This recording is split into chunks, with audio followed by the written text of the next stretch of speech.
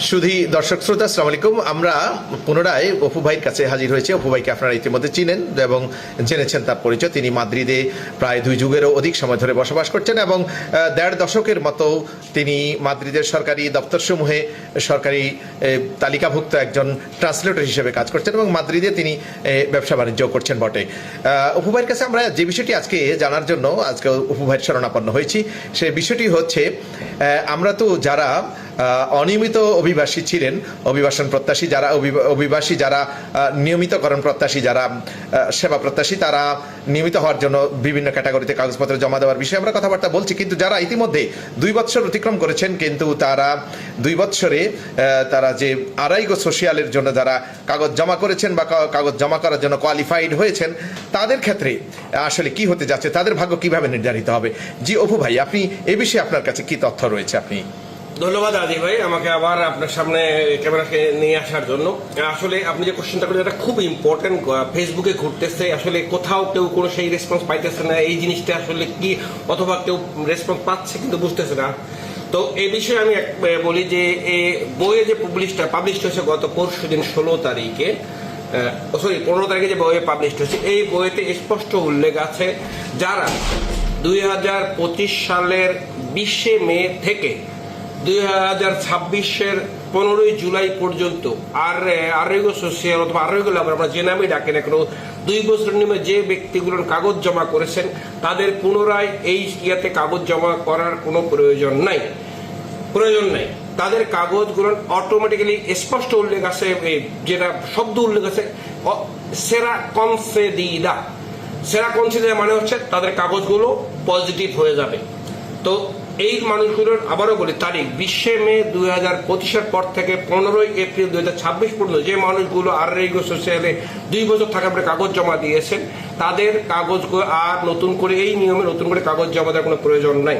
এদের কাগজ অটোমেটিক্যালি আপনার খুব as early as possible positive হয়ে আসবে। আমি এমনও শুনছি গত পরশুদিন অনেক লোকের কাগজ পাইছে 15 তারিখে, মানে খুব দ্রুততার ভিত্তিতে। এটা কি প্রায়োরিটি বেসিসে তাদের কাগজগুলো হয়ে যাচ্ছে? এদেরটাই আগে হবে, এরা এই নিয়মে ঢুকবে।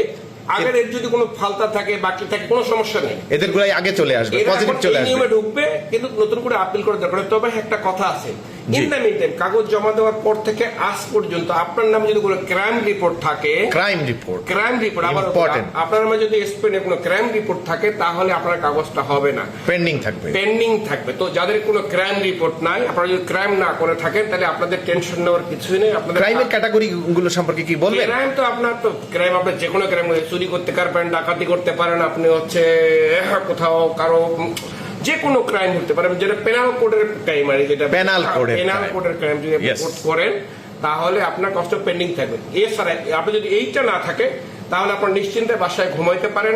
আমার এই ভিডিও দেখে কোনো সমস্যা নেই, আপনারা বাসায় ঘুমাইতে থাকে। আপনার যদি কাগজ ফালতা ছিল, বাকি ছিল, কোনো মালিকের বকে আছে, কাগজ এজেলেম ছিল, বাখা দেন নেই, বাখা দিচ্ছেন না, তাদের কাগজগুলো অগ্রাধিকারের ভিত্তিতে চলে আসবে। সমস্যা নেই, আপনাদের কাগজ এই সিস্টেমে ঢুকে যাবে, কিন্তু আপনাদের কাগজগুলো সবার আগে হবে অগ্রাধিকারের ভিত্তিতে। এবং আপনারা কাগজ পজিটিভ দেওয়ার পর থেকে আপনারা কাজে ঢুকতে পারবেন, আপনারা কাজ করতে পারবেন।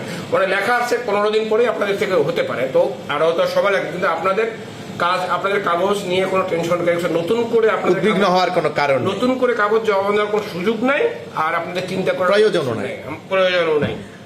তো এই তো এর বাহিরে আর অ্যাজাইলামের, আর আমি অ্যাজাইলাম নিয়ে যদি একটা কথা বলি, অ্যাজাইলাম তো নাই অনেকেরই, তারপরেও যারা করেছেন তাদেরকে এগুলো আগেও বলেছি। অ্যাজাইলামের সাথে একটা খুব ভালো জিনিস হচ্ছে, যেটা আপনার অ্যাজাইলাম অ্যাপ্লাই আছে, আপনার কাজের পারমিশন পাইছিলেন, বাট আলতা দেন নাই, আলতা দিয়ে কাজ করেন নাই, তাহলে আপনার ওই অ্যাজাইলাম থাকা আর না থাকা সেম জিনিস। অ্যাজাইলাম থাকা আর না থাকা সেম জিনিস। আপনাকে মনে করবেন যে আপনি নতুন আসছেন, নতুন ভাবে এদের সাথে কাগজ জমা দিচ্ছেন। ধন্যবাদ অপু ভাই, খুব গুরুত্বপূর্ণ বিষয়ে আমরা আজকে জানলাম। আমাদের এই এমবিটিভির অন ক্যামেরা স্ক্রিনে আসার জন্য আপনাকে অসংখ্য ধন্যবাদ। শুধু দর্শক শ্রোতা আমাদের সঙ্গেই থাকুন, পরবর্তীতে নতুন কোনো আপডেট, নতুন কোনো বিষয় থাকলে আমরা সেটা আপনাদেরকে জানিয়ে দেব। ধন্যবাদ আপনাদেরকে, ভালো থাকবেন সবাই।